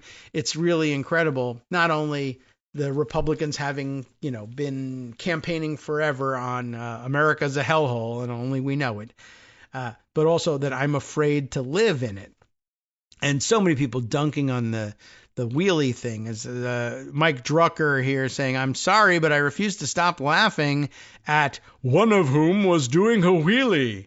Like, I don't know what they're supposed to be so afraid of there. But I mean, it's a little bit like reckless, but, and I'm sure it actually is technically against the law. You can get a ticket maybe for doing a wheelie, but like, what was scary about that? A gang of youths. And also, by the way, another good point here made by Andrew Lawrence, who says, and Andrew Lawrence, so probably a lot of us follow a lot of the people making these comments, but Andrew Lawrence I definitely recognize right away. Deputy Director of Rapid Response at Media Matters, by the way, who says, hey, you'd never see a group of kids on ATVs in a rural area. Absolutely disgusting. And of course, that's right on the nose.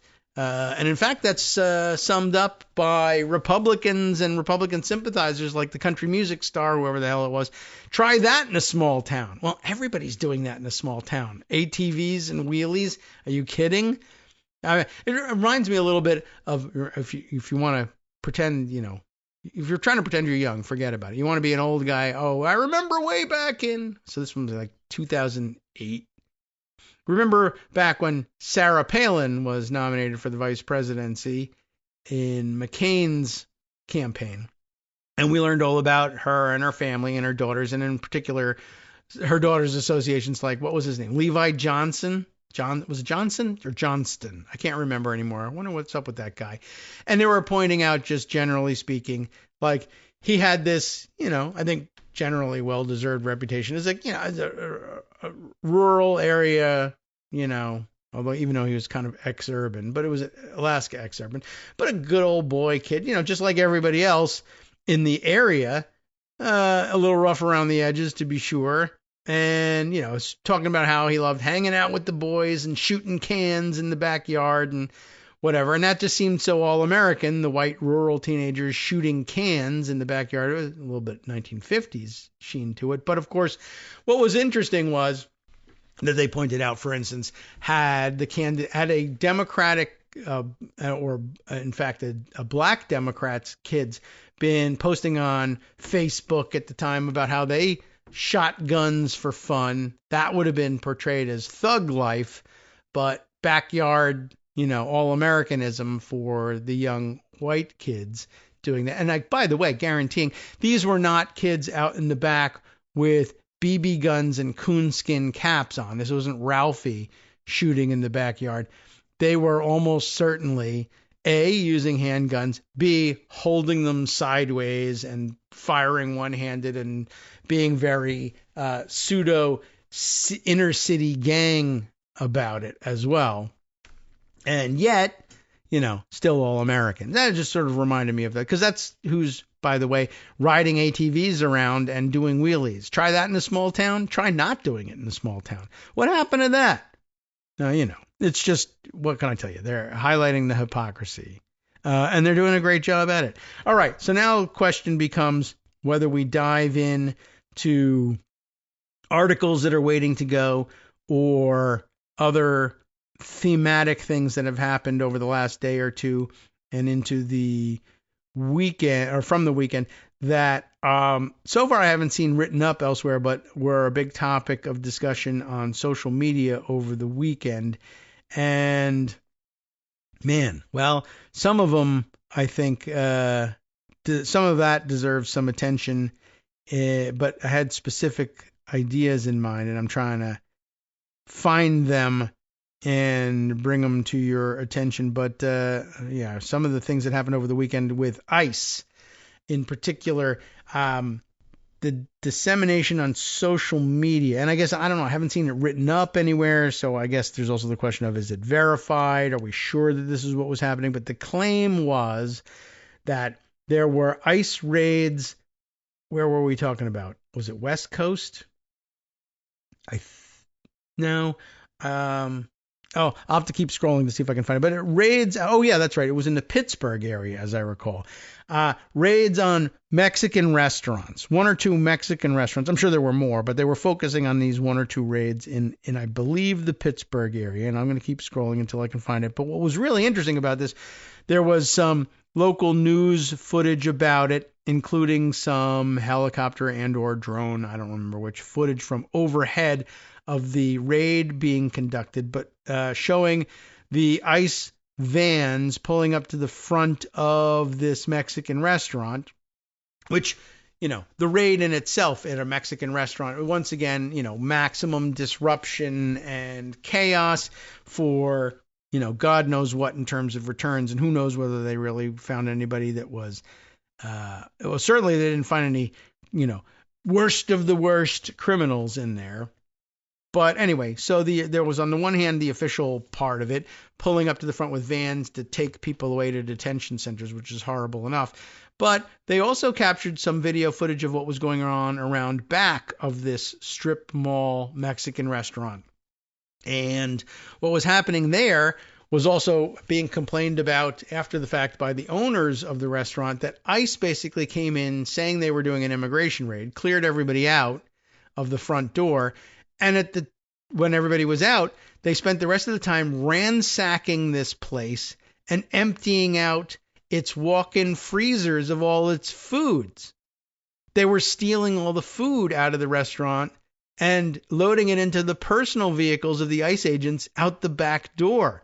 Food, items from the office, and apparently others, I don't know whether it was involved in this raid or not, but others have said they've found their businesses ransacked as they were clearing people out allegedly for a immigration raid, only to find evidence that ICE agents were inside trying to break into the safe in the office of this place. And so we got now, in addition to worries about ICE agents who are being onboarded completely unvetted into the agency and paid a bonus to join up, and may or may not be delivering all the people that they snatch off the streets to detention centers. Who knows where they're going? No, but there's no records kept. I arrested 10 people.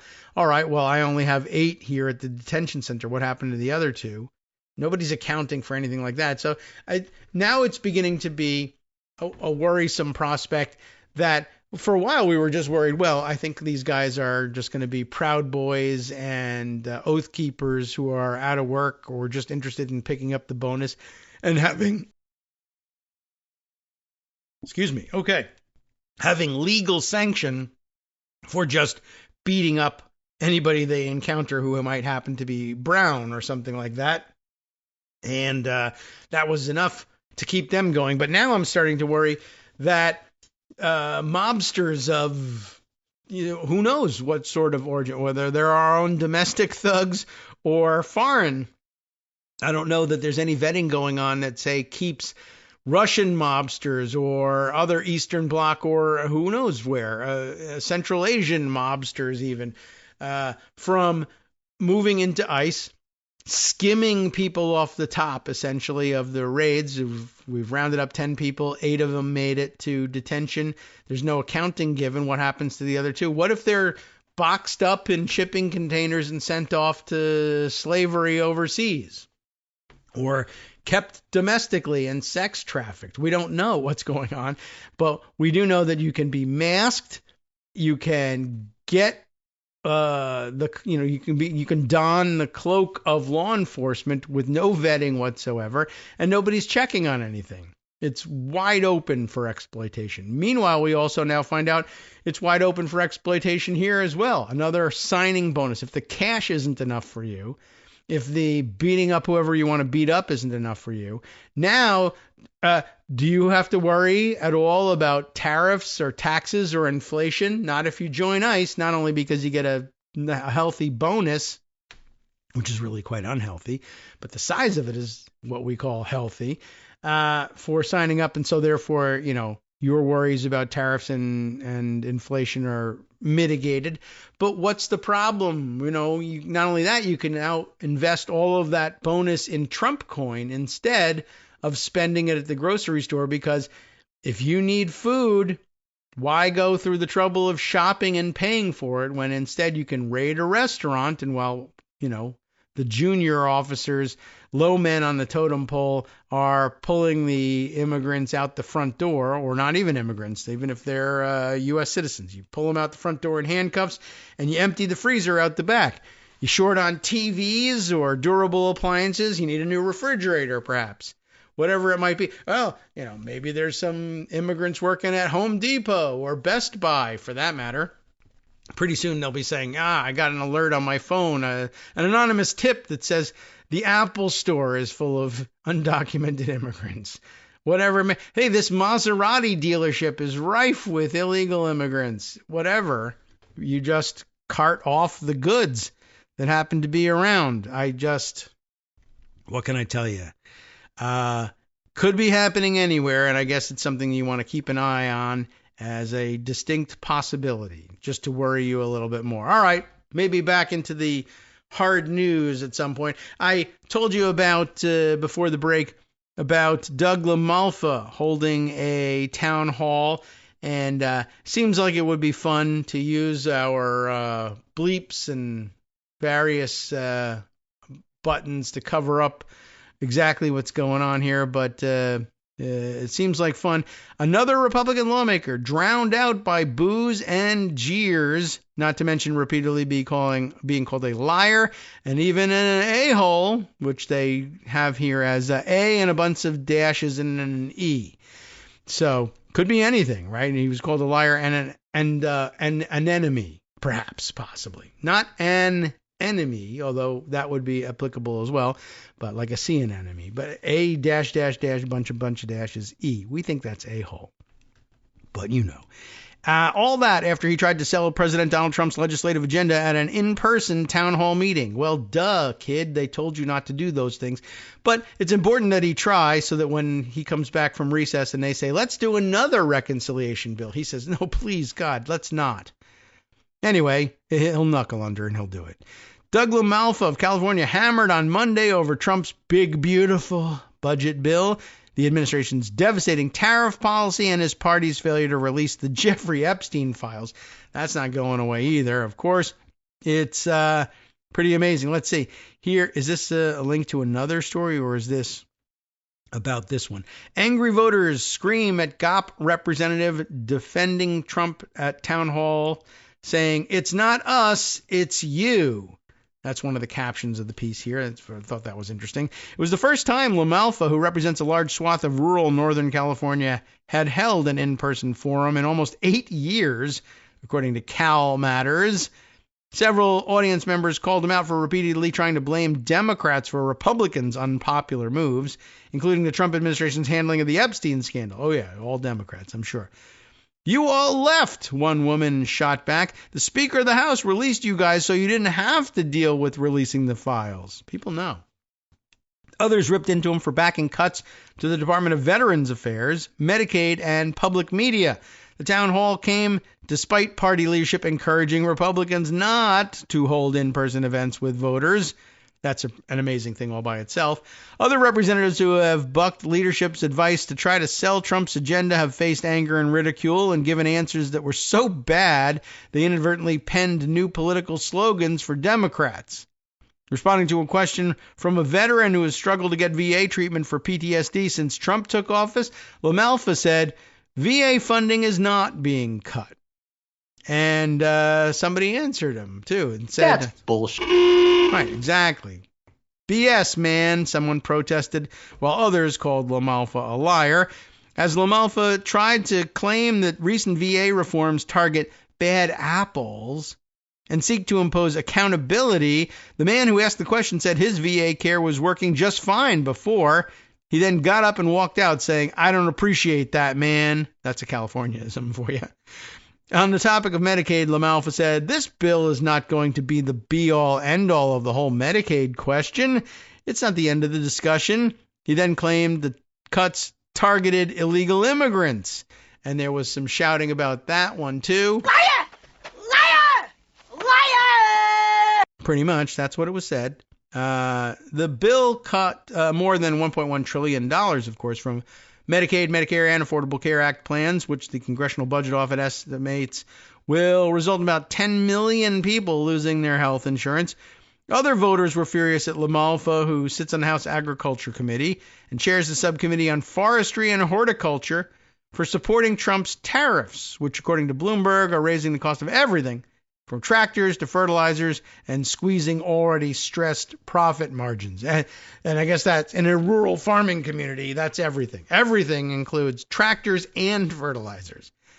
If you're not here to either offer your resignation, that's what it says, to either offer your resignation, why aren't you here to apologize to the farmers of the North State because of your support for the Trump tariffs? A man from Chico asked LaMalfa. More than 650 people had packed the local Elks Lodge in Chico to ask questions and share comments about Trump's wildly unpopular domestic policies, according to Cal Matters.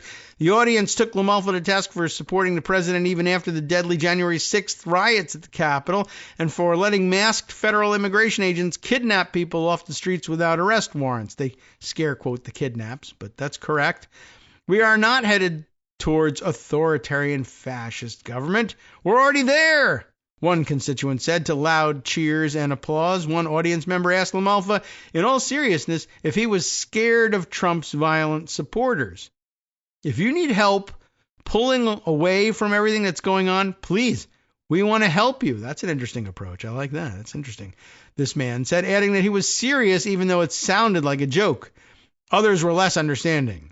"We have a question on this side," a moderator asked at one point. "F you," a man yelled back. Well, it was really more of a comment than a question, don't you think? That's a great way to close things out. Okay. So what can I tell you? Thanks to Jenna Brancolini for covering that one for the Daily Beast.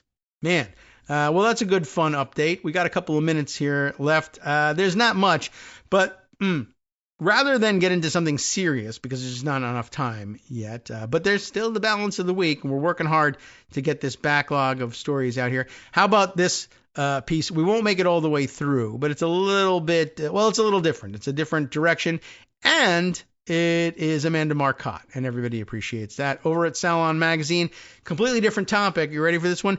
Divorce him already, Usha. It's the Vances. J.D. Vance and his wife really seem, she says, to loathe each other. I didn't know about this, but it's not hard to imagine loathing J.D. Vance. But let's take a look at this. Unlike traditional journalism, social media thrives on speculation and rumor mongering. Yay. It's unsurprising, then, that comedian Suzanne Lambert created an Instagram reel that went viral in which she questioned the state of Vice President J.D. Vance and his wife Usha's marriage. The post alleged the second couple were overheard arguing in a restaurant. A third-hand report from waitstaff at the restaurant, Lambert said, was that the couple was fighting at dinner. Apparently, Usha said, this is what our life should actually be like, Lambert breathlessly claimed. This, she said, confirms that Usha wants absolutely nothing to do with this, and J.D. Vance is a little, and it says here, B*******H, which I guess is a little bitch, and I didn't realize that they asterisk the word bitch, unless it's something else. J.D. Vance is a little brush, perhaps. A little brash, maybe. Their marriage is in trouble, and someone needs to tell Jack Schlossberg, Lambert joked. I don't know the joke, but referencing the famously gossipy, trolling grandson of JFK, who was joked about being in a secret relationship with Usha Vance. and that the two are having a son together. Is that a funny joke? I don't know. This being a journalistic outfit, we can neither confirm nor deny the veracity of the rumor about the Vance marriage, but as Lambert herself acknowledged, it's just confirming evidence of what the couple's more public appearances suggest. Most of the time, they do not appear to like each other. Last month, this is the meat of it here, Meghan McCain, remember her, hosted Usha Vance for what should have been the softest of softball interviews, focused on what life was like as second lady. Vance clearly understood her assignment was to make it all seem like a great time, that leaving her career as a high-powered attorney to spend her days doing sub-Melania Trump public appearances about dull topics like the importance of reading for kids. Hey, it is important. But her acting chops weren't up to it. Instead, audiences were treated to a 1-hour hostage video as the increasingly desperate McCain tried to get Vance to feign interest in her own life. This is interesting. Parenthetically, Amanda adds, I try never to feel sorry for McCain, but as someone who does YouTube interviews myself, it was hard not to feel her terror as she slowly realized her guest was an emotional black hole sucking life out of the viewers. That's really funny, except sad for her. Despite her mission to convey satisfaction, however, the longer Vance talked, the more miserable she seemed. Despite McCain's best efforts to talk up how excited she is to see a modern, quote-unquote, modern woman in the role of second lady, Vance ended up talking about how much she missed her old life. In a dream world, eventually, I'll be able to live in my home and continue my career, Vance told McCain, shrugging off questions about whether she wants to be first lady. McCain also tried to extract sentimental details about the passionate romance between the Vances for her audience to coo over. Usha Vance wouldn't, or perhaps couldn't, deliver, instead speaking of her husband like he was assigned as her roommate. McCain asked about the vice president's previous claim that he learned to cook Indian food from your mother.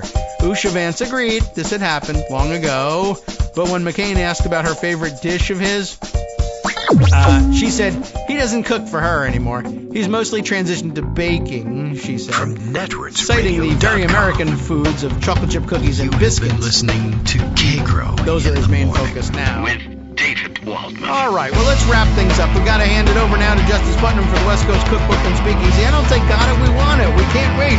We're excited. I know. I got a lot to tell you about, but so does he. And, of course, he'll start out with Trump's plans of taking over Washington, D.C. already backfiring in his face. His stupid orange face. As mass protests break out. I hope his face breaks out, too. We'll see you tomorrow.